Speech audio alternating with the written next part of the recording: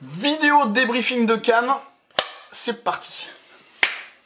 On a beaucoup de choses à dire. Yo tout le monde, bienvenue dans cette toute nouvelle vidéo sur la chaîne YouTube Game Trotter. Je suis Pierre-Louis. Je suis Julien. Et aujourd'hui, on va vous faire le débriefing post-Festival international des jeux de Cannes. C'était un gros week-end, ça nous a fait extrêmement plaisir de vivre ça. On vous en parle tout de suite. C'est parti. Let's go. Vous pouvez voir à nos voix et nos cernes que c'était un festival très compliqué. On a failli faire la vidéo assis tellement on est fatigué.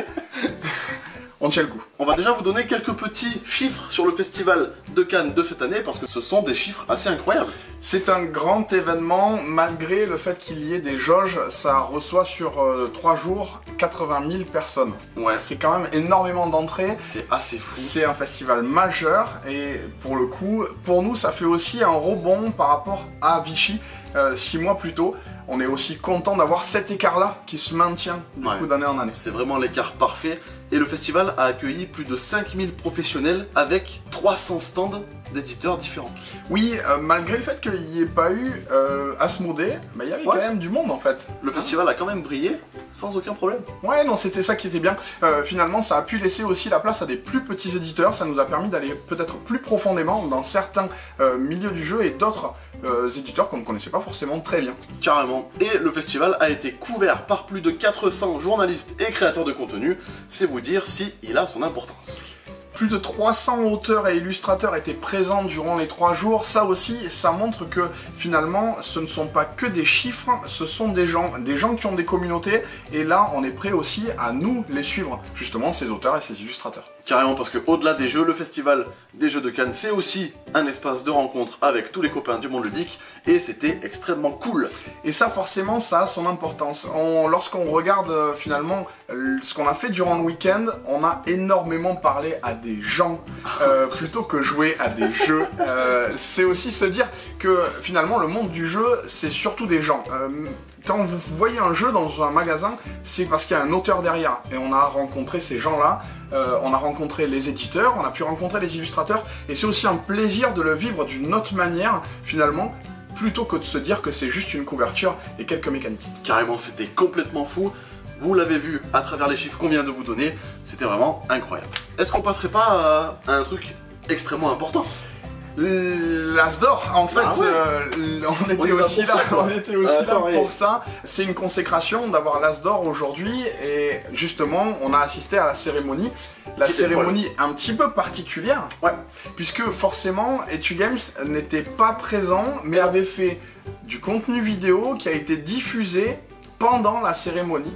Ouais, grâce à un duo qui a fonctionné bien plus que je ne le pensais en toute honnêteté. Ouais. Avec Simon du Passe-Temps et Martin Wittberg de la chaîne YouTube Un Monde de Jeux. Ça a vachement bien fonctionné entre eux, c'était plutôt cool. Complètement, finalement, Yin Yang, ça a donné son équilibre et ça a fait un côté cérémonie dynamique qu'on a beaucoup apprécié. Beaucoup d'humour durant cette cérémonie et finalement, la consécration vient du prix en lui-même. Ouais, bravo à vous les gars pour avoir animer cette cérémonie d'une manière vraiment très cool. Et maintenant on passe à la remise des prix. Qui est-ce qui a gagné les différents As d'or cette année? Si on parle des enfants, c'est Bubble Story qui l'emporte et c'est Mathieu Dustin qui fait le jeu. Là on était finalement déjà en désaccord sur, sur ce pronostic, mais finalement c'était le seul jeu sur lequel on était en désaccord. Exactement, vous irez voir nos pronostics qu'on avait donnés sur la vidéo analyse de l'As d'or et vous verrez qu'on est très bien quand même. On est très bien. Bravo à l'équipe Blue Orange et Bubble Stories d'avoir remporté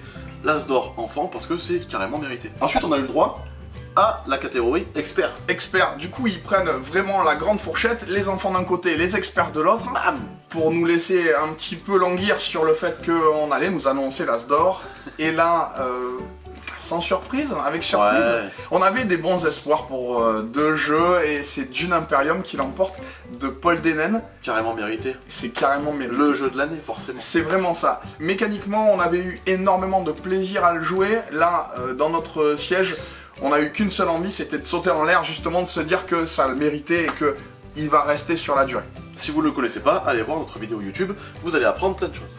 Ensuite, on a eu le droit à la catégorie qui a fait son entrée cette année dans l'As d'Or, c'est la catégorie initié. Si vous faites votre entrée dans l'As d'Or, forcément vous faites débat.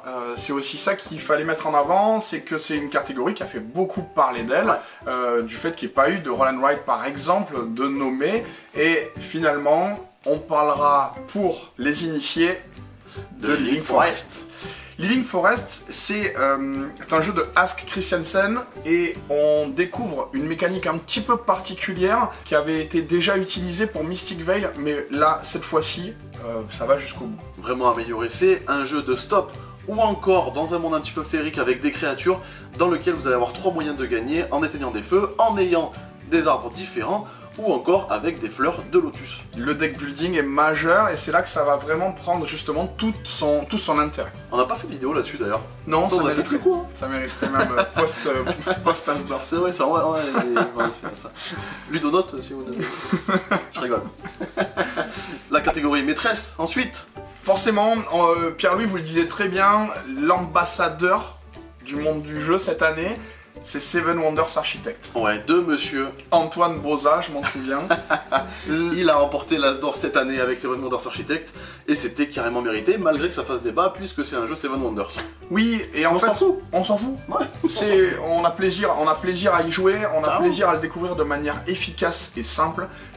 C'était mérité, carrément. L'ambassadeur, clairement l'ambassadeur. Bravo Repos Productions et monsieur Antoine Boza pour ce jeu, c'est totalement mérité. Retour sur les pronostics, du coup, c'est plutôt pas mal par rapport à ce qu'on vous avait amené comme idée qui pourrait potentiellement, avec nos goûts, On s'est plutôt bien débrouillé. sortir comme étant les vainqueurs. On est très content de nos pronostics cette année. Il faut savoir que durant ce festival, on n'a pas joué à des jeux, il faut le dire clairement. On a joué à très peu de jeux. Ouais, En fait, très peu de jeux. on a mis un point d'honneur à en voir un maximum parce que pour nous c'est l'occasion aussi de voir des boîtes ouvertes, des gens qui vont nous parler de ces boîtes ouvertes et pas forcément de prendre le temps, voire le méga temps, de faire une partie. Du coup, c'est pas un top exhaustif qu'on va vous donner, c'est même pas un top, c'est qu'est-ce qu'on a vu qui a attiré notre attention et qui mérite d'être un petit peu plus poussé lorsque le jeu va sortir. C'est tout à fait ça, c'est ce qui nous donne envie d'aller plus loin avec ce jeu, le jeu en question, les jeux en question, forcément sont très différents. Comme Là, on n'y a pas joué, hein, c'est ce qui est très difficile. on pourra pas vous dire. On vous donne juste notre ressenti. Surveillez, mettez-le de Exactement. côté, surveillez. Mais Surveillez. rentrez ça dans votre tête, celui-là, ils ont dit qu'il fallait regarder, on va se pencher un petit peu plus dessus. L'explication du fait qu'on n'ait pas pu jouer, c'est parce qu'on a fait jeudi, vendredi, 8h, non, 9h, 18h, des rendez-vous toutes les heures. Ce qui est hyper agréable, On était zinzin. mais parce que dans une heure de rendez-vous, vous voyez potentiellement Ah, 3 c'est jeux au minimum. Ouais. Vous en voyez 10 si vous pouvez le supporter. On a couru tellement qu'on a fait plus de 56 km durant le festival. Et 56 km, c'est assez surprenant, ça représente 2637 kilocalories, Et 53 œufs. ce qui représente en fait 53 œufs. C'est aussi 140 tours de piste Voilà.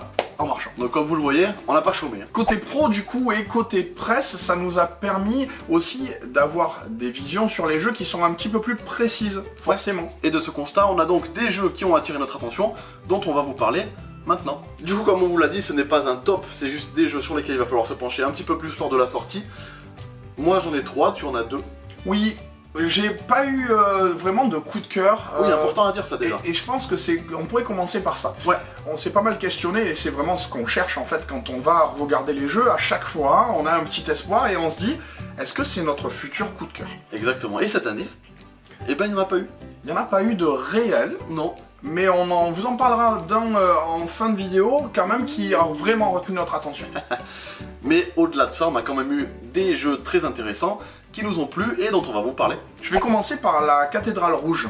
La Cathédrale Rouge, c'est un jeu de gestion opportuniste. Il y a un système de récupération de ressources avec un système de dés qui vont au fur et à mesure avancer sur une piste circulaire. Vous allez participer à la construction de la cathédrale, mais en fait, tous les joueurs en opposition vont essayer de participer de la meilleure manière possible à la construction de cette cathédrale. C'est extrêmement tendu en termes de mécanique. Lorsque vous allez devoir récupérer des ressources et en laisser potentiellement d'autres à vos adversaires, vous allez avoir un principe de majorité sur la construction qui va se faire en colonne. Ça donne extrêmement envie. Forcément, c'est ça qui va retenir notre attention. Ouais. C'est un jeu de Israël Sombrero et de Sheila Santos, de 1 à 4 joueurs, pour des parties d'environ 80 minutes, et à partir de 10 ans. Ça rentre dans la gamme Yellow Expert. Ouais, c'est un jeu où il va falloir incarner un architecte et où il va falloir être le meilleur architecte entre guillemets, faire la plus belle façade de la cathédrale de votre côté pour espérer l'emporter. Ça peut être hyper taquin parce que justement vous allez pouvoir, avec ce principe de majorité, participer très peu à une construction pour récupérer quand même la moitié des points de la personne qui est majoritaire. Il va falloir justement être, je pense, très opportuniste. C'est ce qu'on voulait mettre en avant et moi ça me branche carrément. Moi de mon côté est ressorti un jeu du rendez-vous avec Georgina que je salue dans cette vidéo de chez Holy Grail Games. Il s'agit de Encyclopédia, qui est un jeu de Eric Dubus et de Olivier Mélison. Alors c'est un jeu qui se joue pour des personnes de 12 ans et plus, de 1 à 4 joueurs, pour des parties d'environ 25 minutes par joueur, et on parle du coup de jeu expert. Et c'est un jeu qui va être en campagne participative sur Kickstarter dès le mois de mars, donc gardez un petit œil dessus. Et qui devrait arriver en boutique en fin d'année. Ouais, dans Encyclopédia, vous allez incarner des naturalistes qui vont partir en expédition à la recherche de nouvelles créatures pour pouvoir écrire sur ces créatures et pouvoir créer ensemble la toute première encyclopédie d'histoire naturelle. Ça parlait déjà être une bonne thématique. Carrément. Et c'est un jeu de positionnement de dés que vous allez lancer au début de votre tour et ensuite les positionner à différents endroits du plateau qui est magnifiquement illustré pour réaliser diverses actions. Vous allez pouvoir préparer vos expéditions, vous allez pouvoir regarder quels animaux vous allez vouloir étudier, ensuite partir en expédition, étudier les animaux et ensuite écrire dessus. Donc vous avez tout le cheminement de A à Z qui se fait dans ce jeu pour marquer des points de victoire et c'est vraiment extrêmement bien retranscrit. On sent que dans ce jeu-là, il y a une thématique et une mécanique qui sont extrêmement liées et qui en permettent la lisibilité. Au moment où justement vous vous posez en tant qu'explorateur et finalement que chercheur, vous avez des conséquences qui vont s'amener directement dans le jeu. Et c'est super intéressant parce que en plus vous allez apprendre des choses sur les différentes espèces, le climat, le lieu où ils vivent, ce qu'ils préfèrent manger, etc., etc. Ce sont des choses dont il va falloir tenir compte pour marquer des points de victoire et les cumuler et comboter avec les espèces, etc., etc. Il y a plein de choses à prendre en compte, c'est vachement cool. Des caractéristiques dont vous allez vous servir du coup pour former des collections, et c'est là où vraiment le jeu va prendre aussi un gros plus, c'est lorsque vous allez regarder les illustrations. Moi j'ai trouvé le jeu particulièrement beau. Il est très beau. Et ça fait plaisir aussi de jouer à un jeu qui est joli, qui vous donne envie directement. Exactement, on retrouve un petit peu un côté de Museum Pictura dans ce jeu parce que les deux auteurs sont les mêmes que Museum Pictura, donc on y retrouve un petit peu des similitudes, mais c'est vraiment un jeu à part entière qui a quelque chose de nouveau et de frais à proposer. La pose d'ouvrier mélangée au jeu de collection, ça marche très bien. Je vais pas. Le deuxième jeu que j'ai repéré, c'est Acropolis. Ça va sortir chez Gigamic, c'est un jeu de Jules Messot. Le jeu est prévu pour être familial, à partir de 8 ans, de 2 à 4 joueurs, et pour des parties d'environ 25 minutes. Le principe du jeu, c'est un jeu de récupération de tuiles et de placement pour construire en quelque sorte votre ville. Votre ville va monter dans les étages, c'est aussi l'intérêt du jeu. Vous allez avoir un principe de place et un principe de quartier qui voudront à chaque fois marquer des points selon des conditions particulières. Votre objectif, c'est de monter dans les étages pour justement essayer de faire coefficient multiplicateur avec les systèmes de place. Ouais, c'est ça. On retrouve un petit peu de King Domino avec finalement une élévation, et ça, tout de suite, ça nous a branché. Celui-ci, on a pu en faire une partie, c'était aussi ça l'occasion de faire un petit jeu court. Un des rares finalement dans le week-end. On enchaîne ensuite avec un des jeux qui m'a plu dans sa présentation, encore une fois, parce que je suis fan du premier opus. J'ai énormément aimé Break the Code de chez Yellow, et bien maintenant on se retrouve avec une sortie bientôt de Break the Cube. On a exactement les mêmes auteurs pour ces jeux. Alors... c'est pas si dur. L'auteur est Ryorei Kurahashi, désolé le nom il est incroyable, mais bon il fallait quand même que je le cite. Et on a toujours l'illustration qui est faite par Lénaïque Bourgoin. Dans Break the Cube, vous allez retrouver un petit peu les mêmes mécaniques que Break the Code, sauf que là vous n'allez pas devoir deviner le code de vos adversaires, mais vous allez devoir deviner leur forme géométrique qu'ils ont faite sur un petit cube. Vous allez avoir des petites pièces à la Tetris, au nombre de 3 par joueur, et c'est en fait ces petites pièces, vous allez les mettre sur votre petit quadrillage, en hauteur, donc il y a un tout petit peu de verticalité, et votre voisin de droite va devoir deviner qu'est-ce que vous avez réalisé en vous posant 3 questions, comme qu'est-ce que tu vois par-dessus à tel chiffre, ou alors qu'est-ce que tu vois dans cette ligne avec telle lettre. Et la troisième question c'est, est-ce que j'ai bien deviné ta forme? Oui ou non? On continue. On retrouve donc la même lignée que Break the Code, mais avec cette fois-ci un jeu avec des cubes. Je pense qu'il est un petit peu plus compliqué que Break the Code, mais tout aussi intéressant. C'est un jeu qui va se jouer de 2 à 4 joueurs pour des parties de 15 minutes environ, et pour des joueurs de 10 ans et plus. C'est un casse-tête vraiment très sympa que je vous conseille de regarder lorsque ça va sortir. Moi ça me paraît hyper intéressant aussi, mais ça me paraît presque dur en fait, d'arriver à reconstruire ça et d'avoir justement de la mémoire face à ce que vous voyez. Parce que vous n'avez pas d'aide de jeu finalement, vous n'allez pas noter, prendre de notes à côté pour vous rappeler de ce que vous a dit votre adversaire. Vous allez essayer de mémoriser toutes les informations et les informations, les recroiser pour essayer de découvrir ce que votre adversaire avait construit. Je pense que ça va être très très cool. J'ai hâte de l'essayer celui-là. Et alors moi j'ai encore un troisième jeu dans ma sélection qui m'a donné extrêmement envie, c'est Honey Buzz qui arrive très prochainement chez Lucky Dog Games. C'est un jeu qui était en campagne Kickstarter, je n'ai plus la date exacte, et il sort en version française grâce à Lucky Dog Games, ce qui est très très cool. Et j'ai vraiment hâte de le tester aussi parce que il est beaucoup plus dur que ce qu'il est mignon au final. C'est exactement ça, ne vous laissez pas avoir par ces illustrations qui ont l'air toutes familiales, tranquilles. Ça n'a pas la gueule du tout d'un jeu familial où vous allez pouvoir dire « Ah mais je fais ça et j'ai pas pensé au reste !» Il va vous fumer le cerveau le truc. C'est un jeu qui se joue entre 45 et 90 minutes selon les parties et selon le nombre de joueurs, qui se joue de 1 à 4, ouais, il y a même un mode solo, et c'est pour des joueurs de 10 ans et plus. C'est le jeu d'un auteur qu'on ne connaît pas encore énormément, c'est Paul Salomon. Et dans Honey Buzz, vous allez incarner des abeilles qui vont essayer de vendre leur miel au meilleur prix possible. Vous allez avoir pour cela des petits, non pas meeple, mais beeple, parce que bee en anglais, ça veut dire abeille. Abeille, donc c'est pas des meeples, c'est des beeple. Et vous allez, grâce à une récupération de tuiles, construire votre ruche devant vous, pouvoir réaliser des actions afin de créer du miel pour les vendre aux ours sur un marché qui fluctue selon les autres joueurs et les autres productions. Et donc il va falloir vendre son miel au meilleur prix possible. Un système de tuiles qui va vous permettre finalement de récupérer les ressources dont vous avez besoin. Ouais, lorsque vous allez entourer un petit endroit de votre ruche, vous allez pouvoir réaliser l'action qui est inscrite dessus. C'est très malin, ça va vous faire fumer le cerveau, c'est très intéressant à surveiller. Lorsqu'on ne cite pas les jeux qu'on a vus, forcément ça veut pas dire que ce sont des mauvais jeux. Parce qu'on en a vu 400 000 aussi. Voilà. L'idée aussi c'était finalement de ne pas vous faire du name dropping, c'était pas de vous faire une liste exhaustive de tout ce qu'on a vu et de pas pouvoir vous en parler plus en détail. Notre but c'était pas de vous montrer qu'on en avait vu plein, c'était plutôt de vous faire une petite sélection. Ouais, on s'en fout de dire qu'on a vu tous les jeux, enfin autant dire ce qu'on a préféré, ceux qui nous ont le plus marqué. Et on n'a pas tout vu, clairement. On n'a pas tout Il y a eu clairement des éditeurs sur lesquels on n'a pas pu aller ou on n'a pas voulu aller.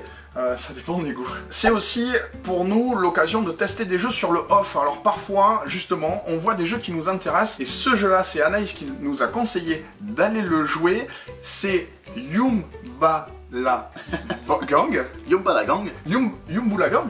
Oui, qui est une cité. Une forteresse. Une forteresse au Tibet. Là encore, on voulait remercier l'auteur pour vraiment sa présence lors de l'explication et le fait qu'il dynamise complètement son jeu qui était vraiment pour nous quelque chose à regarder. Merci à Johan Favazzo. Ce qui nous a beaucoup plu dans ce jeu, c'est le système d'action. Vous allez être dans un jeu de construction où vous voulez essayer de valoriser au mieux votre territoire avec un système de salade de points. L'idée du jeu, c'est que vous allez sélectionner parmi 5 actions, une action que vous allez réaliser durant ce tour. Mais grâce aux 4 cartes qu'il vous reste, vous allez potentiellement pouvoir choisir une action chez un adversaire. Si jamais votre adversaire a choisi aussi cette action, vous allez faire 2 actions durant ce tour. On a trouvé cette petite mécanique très subtile, très agréable, et ça nous a vraiment plu. On voulait absolument vous en parler. En fait, ça mélange placement de tuiles au départ, plus placement d'ouvriers, plus cette petite dimension où on va essayer d'aller chercher l'action de l'autre. C'était vraiment un prototype très sympa, et c'est celui qui a marqué nos soirées du off. Clairement. Nous avons 2 jeux en commun dont on aimerait bien vous parler. Ces 2 jeux en commun, en premier c'est Captain's War. Captain's War, il a une histoire un peu particulière parce que Alexandre Aguilar, l'auteur, nous a demandé de le tester sous la forme de prototype. Il y a bien longtemps maintenant. Il nous a demandé de suivre un petit peu l'évolution du jeu. La montée. Ouais, la montée du jeu. Il nous avait demandé des conseils sur les illustrations de la boîte, des cartes. On avait été les premiers à jouer au prototype. Le voir qu'il arrive enfin chez Brajlon, avec tout ce qui se trouve et tout ce qui tourne autour du jeu, c'est un réel plaisir. On l'applaudit. On applaudit. Bravo Alexandre. Parce qu'en plus d'être un jeu édité, c'est un très bon jeu. Oui, c'est un jeu de roll and write et attaque. Ouais. Et l'attaque, franchement, des jeux d'interaction dans le roll and write, vous en avez pas tant que ça. Non. Et là, c'est majeur, Carrément. c'est hyper agréable. Ça se joue en 30 minutes, de 1 à 6 joueurs, et c'est relativement accessible. C'est un jeu dans lequel l'interaction est extrêmement forte. Vous allez pouvoir, grâce aux dés qui vont être lancés en début de manche, récupérer des ressources qui vont vous servir à mener votre vie de pirate, à améliorer votre équipement personnel ou votre bateau. Et ça va également vous permettre de recruter différents pirates dans votre armée et aller mener la bataille contre les autres joueurs. Et c'est là tout le sel du jeu, c'est que potentiellement, vous allez dépenser des armées pour aller combattre les autres joueurs, voler leur or. Alors, on est des pirates, les gars. Ouais, et c'est vraiment ultra bien retranscrit dans le jeu. En plus de ça, il y a 2 extensions, mini-extensions qui sont avec la boîte de base, qui le complexifient un petit peu plus pour ramener de l'or à jouabilité. C'est un carton plein, ça va être complètement fou. Franchement, gardez un œil sur ce jeu. Gardez un... Et second jeu qui a attiré notre attention, cette fois-ci chez les enfants, alors qu'on n'est pas du tout amateur de jeux enfants. Ce qui est déjà incroyable en soi. En plus, on a pensé que le jeu ne marchait pas. Qu'il était cassé. Il était cassé au début. C'est un jeu qui nous vient tout droit de chez Loki, qui est la gamme enfant de chez Yellow. On va parler de Dodo. incroyable. Le dernier œuf de Dodo vient d'être pondu et en fait, déjà il est pondu au mauvais endroit, clairement. Ouais, il est pondu tout en haut d'une montagne. Ouais, tout en haut d'une montagne, et en plus le Dodo il s'envole. Et du coup l'œuf qu'est-ce qu'il fait? Il tombe. Il tombe, bah forcément. Mais il tombe super lentement. Et il va falloir le sauver. Et l'emmener dans son petit bateau. On va essayer de construire des passerelles avec un système de memory coopératif.